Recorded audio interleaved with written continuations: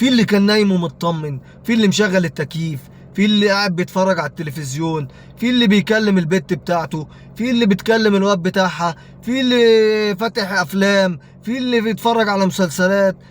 كل واحد في وادي، اللي قاعدين على القهاوي، اللي كارثة واحدة بتحصل في لحظة. طب الحمد لله وقدر ولطف والزلزال عدى على خير. انا طالع بس اقول لكم كلمتين بعيدا عن كل الناس اللي طالعه تقوله، كل الكلام اللي طلع يتقال.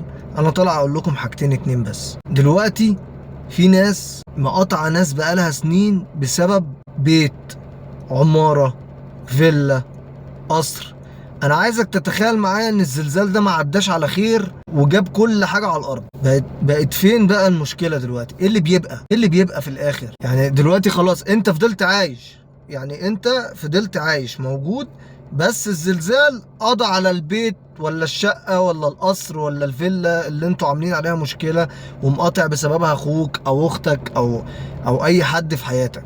انا عامل الفيديو ده عشان ناس معينة تراجع حساباتها، ولو واحد بس هيرجع يكلم شخص بسبب الفيديو ده ويديني ثوابه انا قابله. لان اللي بيبقى العمل، ولا الشقة بتبقى، ولا العربية بتبقى، ولا الفيلا بتبقى، ولا العمارة بتبقى، ولا البنوك بتبقى، ولا الشركات، ولا اي حاجة بتبقى غير عملك وصلة الرحم بتاعتك ومعاملتك مع الناس وعملك الصالح والصدقة الجارية والعمل اللي انت عملته. الزلزال ده جه قضى على كل حاجة، زي اللي كان في اليابان من كام يوم. ابحث كده وسرش على الزلزال اللي كان في اليابان من كام يوم، شوفوا عمل ايه، عشان تعرف ان ربنا رحيم بينا برضه. ايا كان الزلزال وبيبقى غضب من ربنا، بس ربنا برضه رحيم بينا. ليه؟ لان الزلزال بيجيلنا، يعني جالنا برضه قبل كده، بيجيلنا انذارات عبارة عن انذار، مش دمار. انذار مش دمار.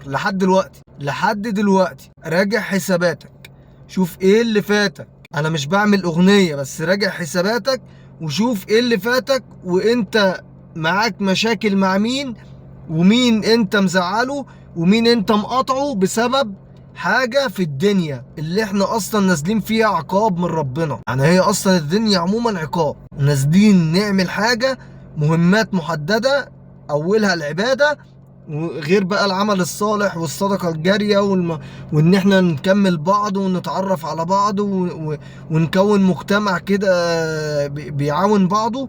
لا، احنا الايام دي حروب، ده يشتم ده يرد على ده. البلد دي داخلين بقى ترندات، بقى البلد دي تشتم شوية في دي، والبلد دي تشتم شوية في دي، والبلد دي تتكلم على دي شوية، ودول يقولوا ده احنا عندنا، ودول يقولوا هم عندهم.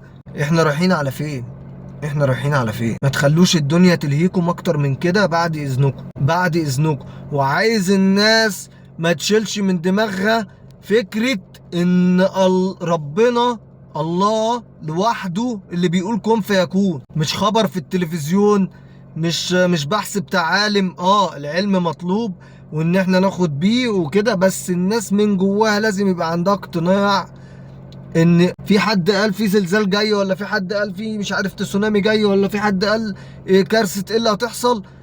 انا من جوايا ان ربنا هو اللي بيقول كن فيكون. طالما حاجة لسه ما حصلتش فانا بدعي بقول ربنا يستر. طالما حاجة لسه ما حصلتش وفي بني ادم بيقولها، لا يعلم الغيب الا الله. احنا بناخد بالاسباب زي وبتحصل كذا مرة. اذا كان الطقس اسهل حاجة في الكوكب اللي احنا عايشين فيه ده الطقس، كم مرة يقول لك هتمطر والدنيا هتغرق ومفيش حاجة بتحصل. اوعى تشيل من دماغك او من قلبك فكرة ان ربنا لوحده اللي بيقول كن فيكون، وربنا لوحده اللي قادر على كل شيء، وهو اللي بيسبب الاسباب، وهو فاعل الشيء. محدش بقى يوهمك ولا تقعد تقتنع ان ده قال وده اصل ده معروف واصل ده عالم كبير واصل ده مش عارف. مفيش الكلام ده. وبعد اذنكم الغرض من الفيديو ما ننساوش، لو انت مكمل معايا لحد دلوقتي بالله عليك شوف مين، ابدأ انت بالصلح. شوف مين انت مزعله بسبب شقة،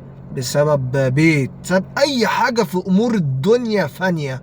انا ازعل من شخص غلط في ديني، غلط في قرآني، غلط في حاجة بتتعلق بالخلق والخالق. ده اللي انا ازعل منه، ده قطعه ما تتكلمش معاه ولا تعاتبه. اي حاجة بعيد عن اللي انا قلته ده تتعلق بالدنيا ملهاش اي عازة. في ثانية، في ثانية، في لحظة. في اللي كان نايم ومطمن، في اللي مشغل التكييف، في اللي قاعد بيتفرج على التلفزيون، في اللي بيكلم البت بتاعته، في اللي بتكلم الواد بتاعها، في اللي فاتح افلام، في اللي بيتفرج على مسلسلات. كل واحد في وادي، اللي قاعدين على القهاوي، اللي كارثة واحدة بتحصل في لحظة، في لحظة. طب هو انت يوم القيامة، هو انت مفكر يوم القيامة هيستأذن او هيجي في النشرة؟ يعني هينزلوا لك في النشرة كده يوم القيامة السبت الجاي الحق توب؟ عمرها ما هتحصل. لازم تكون مستعد، ولازم تكون، انا ولا طالع اقول لحد صلي براحتك، ولا طالع اقول لحد احفظ قرآن ولا اقرا قرآن براحتك.